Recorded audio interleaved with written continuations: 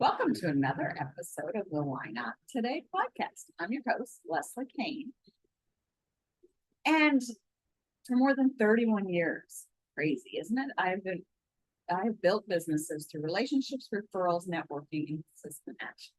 And not only personally built them, but helped other people build their businesses, like thousands of people. And so now I really focus on helping service-based entrepreneurs find more opportunities, attract more clients, and grow their business with confidence. If you're ready for more practical strategies, encouragement, and accountability to help you move forward, you're in the right place. So let's jump into today's episode. All right. So this podcast is coming out April or August 20th. And so there's the temperature is changing a little bit. The air is changing. It's still summertime in Virginia. Don't get me wrong. But September is around the corner. And I don't know about you guys, but I love September because I feel like it's your second new year away. And actually, in my Mary Kay career, we've got three. January 1st, Mary Kay's year starts on July 1st, and then September 1st. And so I always look at September as a time to finish the year strong. I really feel like if we're not intentional in September, then we blink and it's January because September rolls in and then it's Halloween and Thanksgiving and Christmas and New Year's. And can be the most strongest quarter of your year. This is the end of the fiscal year. And this is when big things happen. And people have taken some time off during the summer. And so September is when things really start to get back rocking.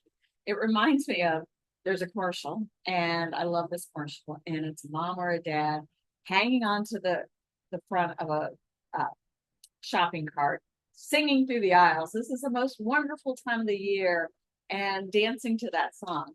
That the kids are back to school. So I don't have kids, but I always feel like September starts kind of a cadence getting back into routine.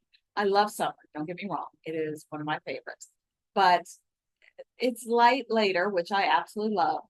But once fall starts to arrive, the air starts to change. And luckily, I am a season. We have that. But things go back to a regular routine. Summer vacations are winding down for a lot of people. For me, it doesn't really matter. But people just get back into routine and schedule. And September is a great time just to start again. You know, we've gone through 8 months of the year, and the last 4 months of the year, can you make them strong? So I always use September, and I've taught this for years, as an opportunity to goal set and to really think about what you want instead of just letting the last 4 months slide and then waking up January 1st and like, what the heck happened? And I know I've talked about Nicole a lot, and we actually have a podcast episode on her, but she is somebody in my inner circle program. And honestly, she wasn't going to join last September because she didn't have it in her quote unquote budget for the year. And she was reaching a big goal, is what she told me. But I'm like, what if the inner circle helped you reach that goal and you got further ahead and you made the money? And so she did come in and she did increase her business 40% in the last 4 months. So the next 4 months can be powerful. So I really want you to take time and think about, where did this go? I mean, we always talk about, where did this year go? But what can you still make happen this year?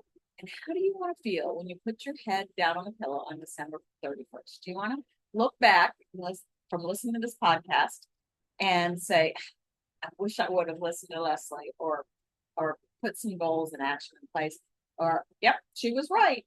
And so I really feel like this is a pivotal point, and it can be a why not today moment. It is a pivot in time that you can make a decision and totally change the trajectory of things. So September is just a great time to reset, get strategic, and take action so you can finish the year strong. So reset. What do you actually want to do? And I've talked recently on Facebook Live, and I've talked in the circle about looking back, like the gap versus the gain. If you haven't read that book, I highly recommend it. But looking back, like, let's look, what were your goals? Do you remember what your goals were January 1st? Or we do a quarterly plan in the inner circle. Do you remember what they were? July 1st. Are they in front of you? So going back to look, okay, what were my goals at the beginning of the year? And then let's pat ourselves on the back. and let's recognize what you accomplished. Like, I'm not exactly where I want to be in my business, but I've gotten a lot of things done. So I want to spend some time looking back. What did I accomplish? What did I get done? What has changed? And, one of the things I always do when I do a goal setting or vision board, actually grab my phone and look back. Like, let's look at the fun things we did. Let's look at our business goals. What did we do in the last 8 months? And so then I want you to think about and ask yourself a question. What would make the rest of 2026 feel successful? What are 1 to 3 things you really want to accomplish? Like when you put your head on the pillow January or December 31st, or wake up January 1st, what are you going to celebrate? And what do you want more of in your life and your business? What do you maybe want to stop doing? And what deserves your attention in the next few months? So you don't want to think of 15 goals. You need clarity on what really matters. This is not the time to say, I'm going to fix my website and fix all these things. And so I start January 1st in a good position. Yes, those things are important, but what action items, why not today, can you put in place? So you want to get strategic. You want to turn the goal into numbers and actions. And this is where I have said for years, business isn't magical, it is mathematical. So if your goal is more revenue, more clients, more opportunities by the end of the year, you don't just write, I want more clients. You need to work backwards. How many clients do you want? So like somebody in my inner circle the other day, she says she needs 34 new clients. And so I've remembered that number. And so, and if you need 34 new clients, how many conversations do you need to have to lead to that client? How many follow-ups need to happen? How many referrals could you ask for? Who haven't you talked to lately? Who is like a hot lead that you kind of forgot about? And where are you already getting results? So I don't know about you, but I am fired up and excited. Like, I want to stop recording this podcast now, and I want to start doing these things. By the way, if you want the notes from this, just comment notes, send me a message wherever you're listening or watching, and I will send you the notes with probably like action items. Put this in place. So think about example. If you want 3 new clients, maybe you need to have 10 sales conversations, which means you need to have 25 meaningful conversations, which means you need to increase or have consistent visibility. And that's something you can actually do. So the goal without actions underneath it is really just a wish. So what are your actions? So I know I've talked a lot about social media recently, and I actually did a challenge last week, and I'm going to do another one the first week in September about using social media to help you grow your business. Use it as your marketing department. And so how can we be more visible?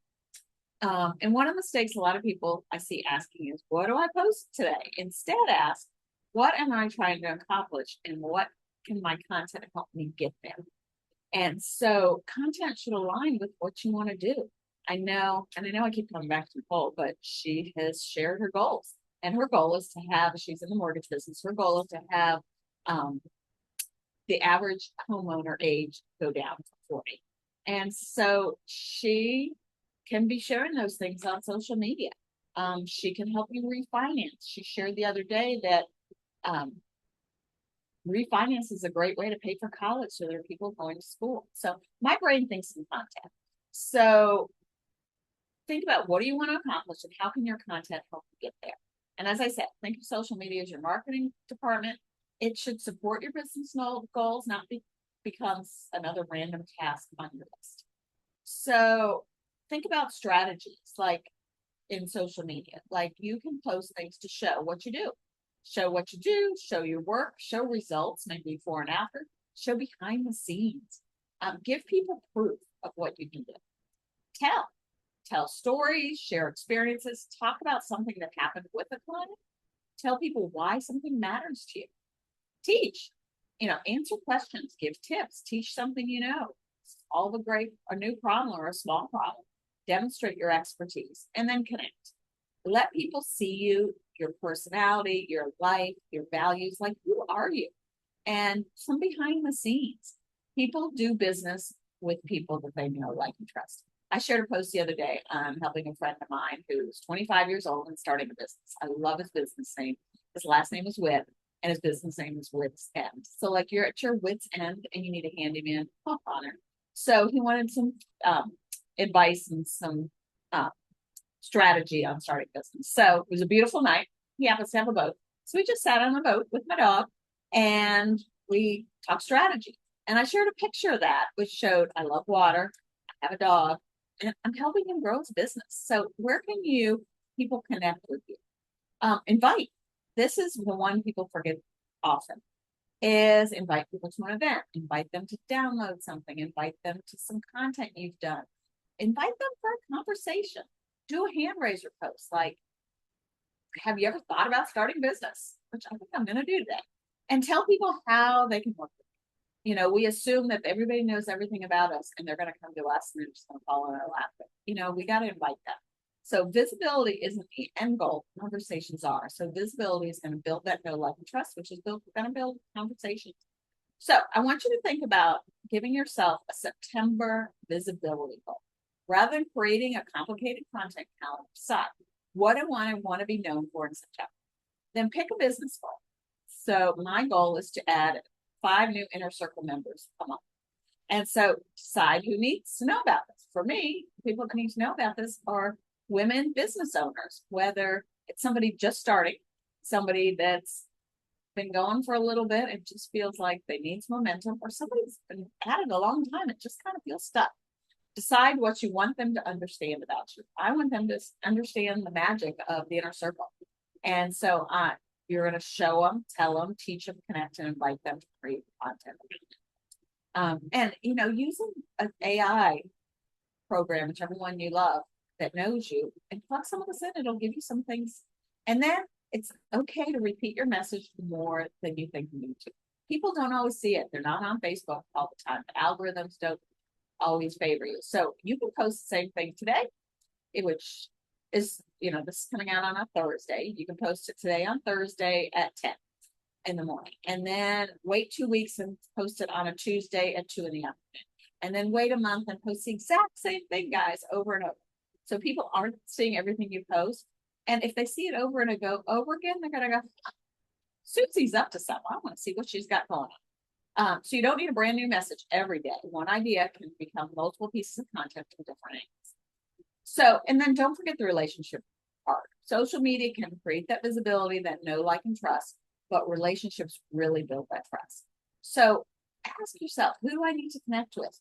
Who I've been meaning to follow up? Who pops up in your head? Do you ever have somebody like you think about them? And I'm trying to text them or reach out because it's not usually by mistake.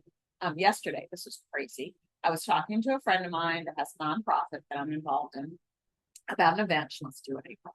And so we are trying to lock down an event date. And so ironically, there's a couple other dates we need to coordinate with. And so I said, well, I'll reach out to the person at the museum to find out the date. And not half an hour later, I ran into Lisa and I'm like, oh my gosh, I need to talk to you. And I'm like, what date have you thought of for Celebrate Reston event? And she's like, that is so funny you asked me that. Literally 10 minutes ago, I sent an email to my friend Maggie Parker and said, this is the date. I mean, you guys, pay attention to those things. Who could introduce you to somebody else? Who can you ask for a referral? Who's engaging your content? You can have a genuine conversation. Like, let's get together for coffee if they're local, and if they're not, let's jump on a Zoom call. I want to get to know you. So this is where your online visibility and offline relationships building come together. So don't just collect likes. Pay attention to people behind the likes. And then I want you to go through, highly recommend, a September reset exercise. As I always talk about, why not today? Like, why not today? Or before September 1st. And Labor Day is late this year, so we kind of I don't think things are going to start rolling until after Labor Day. But this gives you time. And I don't know about you guys, but I don't like to travel on Labor Day weekend because too many other people do. And it's a good time to sit down and do some planning. So grab a piece of paper and answer these questions. 1, what are my top 3 priorities between now and December 31st?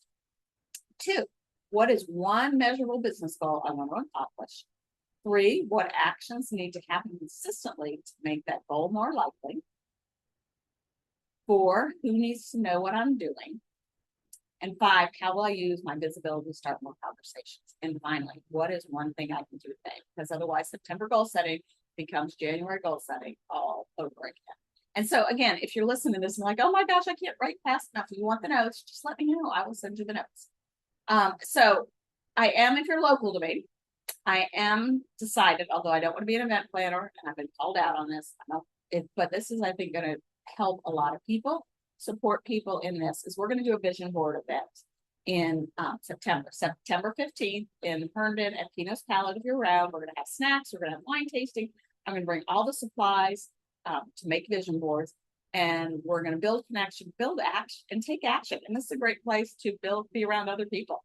So I love creating a vision board, but it's not about creating a pretty board to take home, hang up somewhere, and hope that magically happens.